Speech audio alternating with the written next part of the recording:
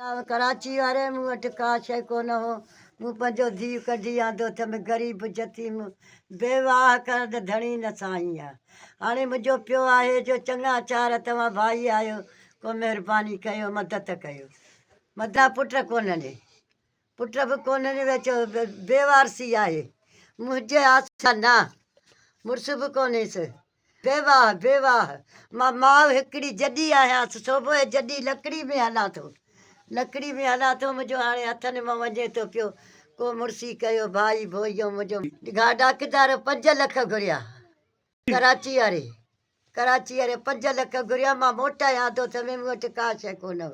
मदद करे मुंहिंजो बि सिधी भाइर जेको जो आहे, को शखी को मुंहिंजो मदद करे, मुंहिंजे धीउ जो मदद करे। मुंहिंजो बेवाह धीउ आहे, मूं वटि का वसियत कोन्हे। मां मोटायां थो त हे टेस्टूं आहिनि मुंहिंजे हथ में, हे टेस्टूं बि मुंहिंजे वसियत में कोन्हे, हे त मुंहिंजा टेस्टूं अथव। अलाह जे मुआबे को भाई भोई आयो, मुंहिंजो मदद कयो, मुंहिंजे यतीम जो मदद कयो। मुंहिंजो धीउ वञे थो, मां जॾी आहियां मोथाज आहियां, की का शइ मूं वटि कोन्हे। नथा अकाउंट आहे, न अकाउंट मुंहिंजो नदीम आहे, नदीम जे नाले सां आहे।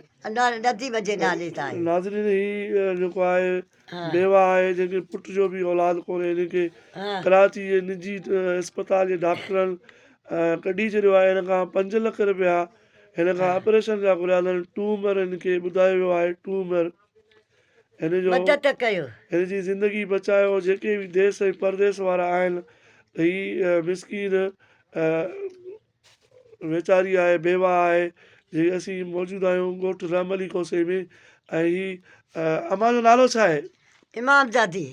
इमामज़ादी। इमामज़ादी। हिनजो पुट जो औलाद या मुड़ुसु बेवा आहे। कोई बेवाह हिनजी कुझु ज़िंदगी कोन्हे, बचायो, कुझु जेके सखी कोन्हे। बाना हिन जी मदद कयो वञे।